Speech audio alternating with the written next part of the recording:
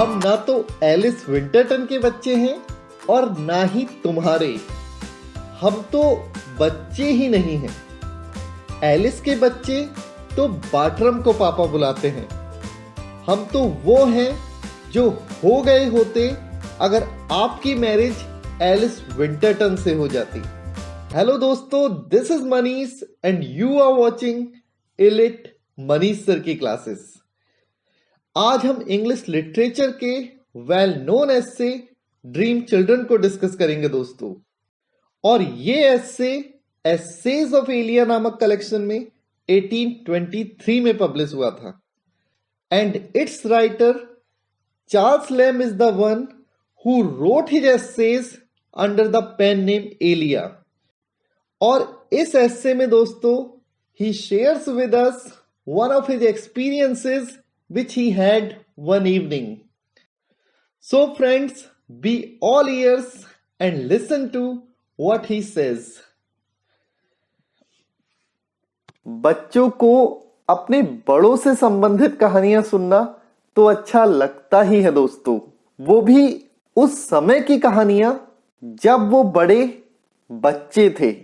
इसी भावना के साथ मेरे छोटे छोटे बच्चे एलिस और जॉन उस शाम मेरी कुर्सी के करीब रेंगते हुए से चले आए और फिर मैंने उन्हें उनकी ग्रेट ग्रैंडमदर फील्ड, उनके अंकल जॉन और उनकी प्रिटी डेड मदर एलिस विंटरटन के बारे में बताया।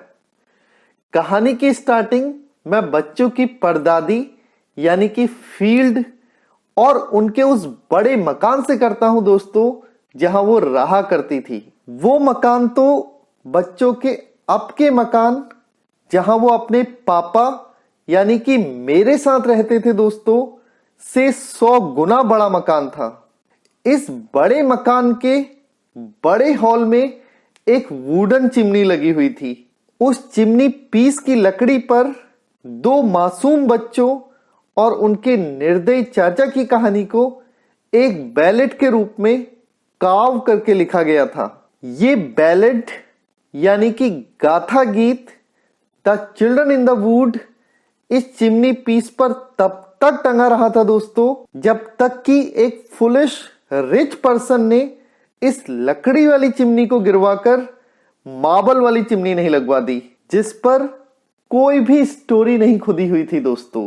इतनी कहानी सुनाने के बाद मैं अपनी बेटी एलिस की रिएक्शन को नोटिस करता हूं। जैसे ही एलिस ने उस वुडन चिमनी और बैलेट को हटाने की बात सुनी दोस्तों तो उसके चेहरे पर एक गुस्से वाला भाव आ गया था और उसके गुस्से ने मुझे उसकी मां यानी कि एलिस विंटरटन के गुस्से की याद दिला दी थी। ऐसे मौके पर दोनों ही मां बेटी की लुक्स इतनी टेंडर होती थी कि उसे अपब्रीडिंग तो नहीं कहा जा सकता था दोस्तों। फिर मैं अपने बच्चों एलिस और जॉन को बताता हूं कि उनकी परदादी फील्ड बहुत ही धार्मिक और अच्छे स्वभाव वाली औरत थी। वो उस बड़े मकान की मालकिन नहीं थी, उसे तो इस घर के मालिक ने घर की देखरेख के लिए रखा था, जिसने कि ज्यादा नए और ज्यादा फैशनेबल हवेली में रहना पसंद किया था जो कि बगल वाले गांव में वो खरीद चुका था। लेकिन फील्ड ने इस घर की देखभाली ऐसे की दोस्तों मानो कि ये उसका खुद का ही मकान हो, और वो जब तक रही तब तक उन्होंने इस घर की डिग्निटी को बनाए रखा। उनके जाने के बाद ये घर भी नष्ट हो गया और इस पुराने घर को गिरा दिया गया और इस घर के पुराने सामान को नए घर में लगा दिया गया।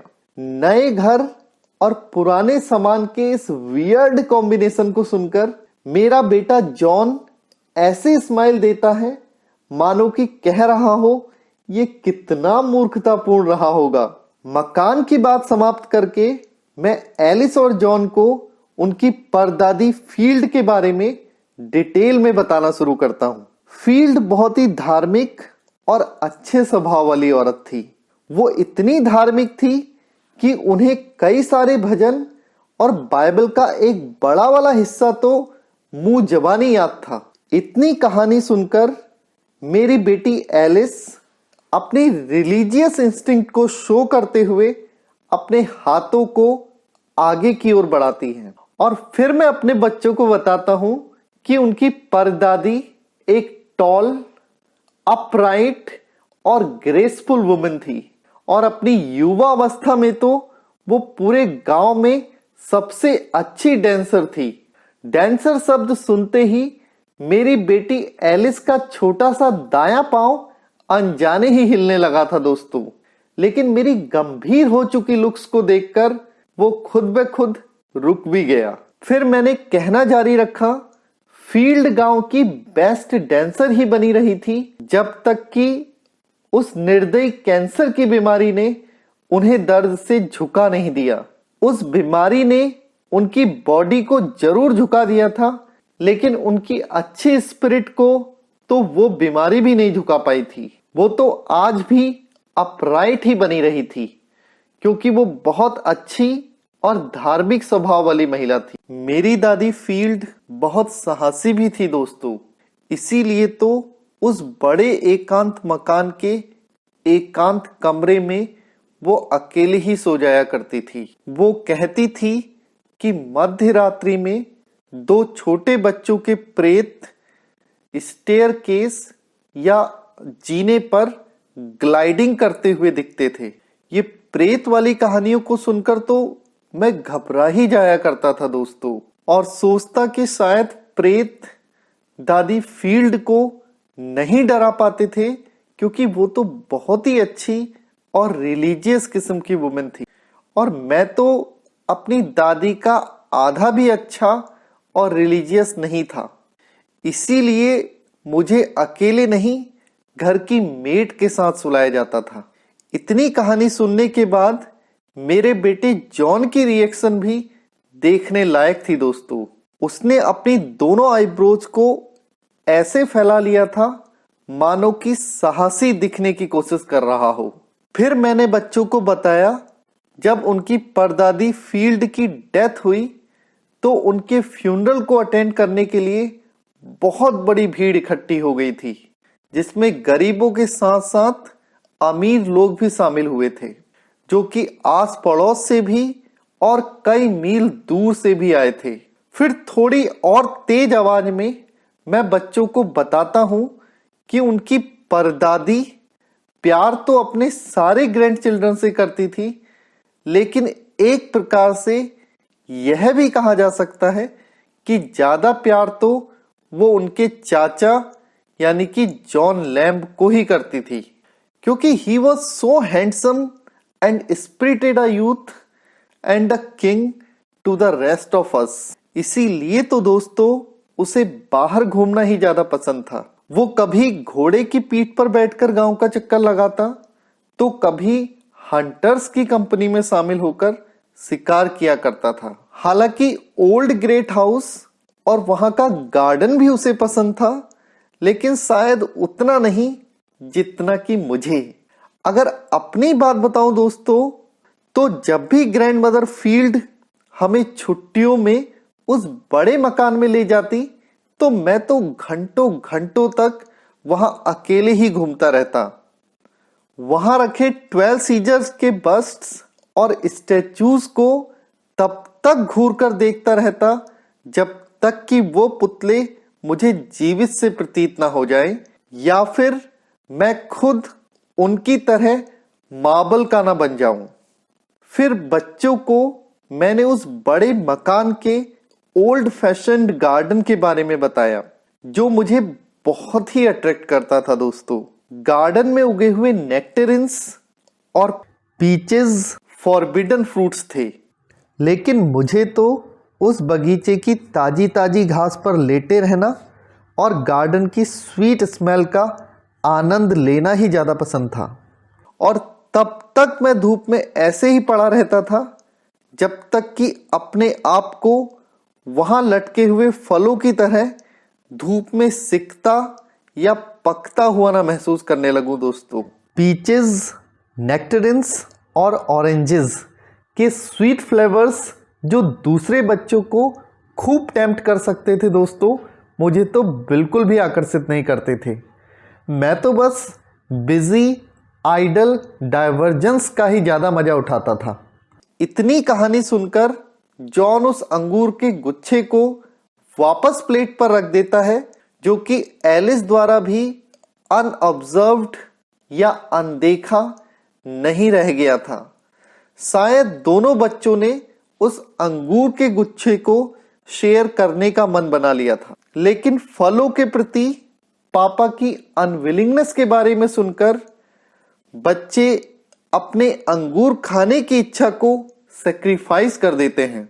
फिर मैंने बच्चों को बताया कि कैसे मेरा बड़ा भाई जॉन, जब मैं एक लेम फुटेड बॉय हो गया था, तो मुझे अपनी पीठ पर बैठाकर कई मील तक ले जाया करता था। ये वो समय था जब मैं दर्द की वजह से चल भी नहीं पाता था। और फिर मैंने अपने बच्चों एलिस और जॉन को बताया कि कैसे बाद के दिनों में मेरा बड़ा भाई खुद भी लेम फुटेड हो गया था। मैं उसकी थोड़ी भी हेल्प नहीं कर सका था। डॉक्टर ने उसकी टांग ही काट ली थी, लेकिन फिर भी वो बच नहीं सका था। आज भी मैं उसे पूरे पूरे दिन याद करता हूं, और शायद उसके मरने से पहले मुझे पता भी नहीं था कि मैं उसे इतना ज्यादा प्यार करता था। मुझे उसकी दयालुताएं याद आती हैं, मुझे उसके झगड़े भी याद आते हैं, और इच्छा करता हूं कि मेरा भाई फिर से जीवित हो जाए और हम फिर से आपस में झगड़ें। अपने चाचा के इस हार्ट रेंचिंग और पैथेटिक डिस्क्रिप्शन को सुनकर मेरे बच्चे भी रुआसे से हो गए। मुझे दुखी देखकर मेरे बच्चे एलिस और जॉन भी दुखी हो गए थे दोस्तों। उन्होंने अपनी नजरों को ऐसे उठाया मानो कि मेरे से कह रहे हो, अब चाचा के बारे में नहीं, बल्कि उनकी प्रिटी डेड मदर यानी कि एलिस विंटरटन के बारे में उन्हें कुछ बताऊं। फिर मैंने बच्चों को बताया कि how for 7 long years in hope sometimes in despair I quoted the fair Alice Winterton। मैंने बच्चों को लड़कियों के क्वाइनेस, डिफिकल्टी और डिनायल के बारे में उसी लैंग्वेज में समझाया दोस्तों, जिस लैंग्वेज में बच्चे समझ पाते।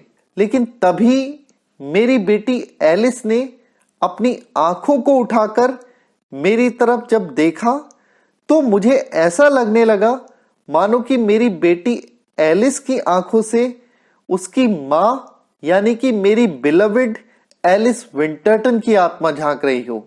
और मुझे डाउट ही हो गया दोस्तों कि कौन सी वाली एलिस मेरे सामने खड़ी है। ये चमकते हुए बाल मेरी बिलविड एलिस विंटरटन के हैं या फिर मेरी डॉटर एलिस के। और अब तो दोनों बच्चे धीरे धीरे दूर जाने शुरू हो गए थे।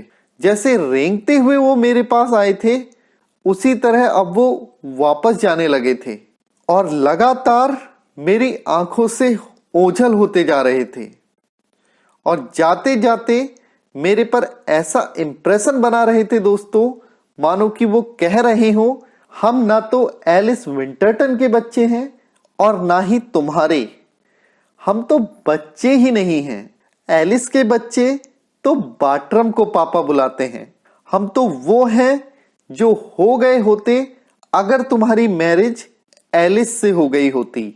और अचानक से मैं उस रेवरी यानी कि डे ड्रीमिंग से जाग जाता हूं और अपने आप को उस बैचलर आर्म चेयर में पाता हूं जिसमें मैं सो गया था। और मेरी साइड में मेरी फेथफुल ब्रिजिड यानी कि बहन मैरी लैम्ब थी, लेकिन मेरा भाई जॉन तो हमेशा हमेशा के लिए जा चुका था। और यहीं पर यह सुंदर सा ऐसे समाप्त भी हो जाता है दोस्तों।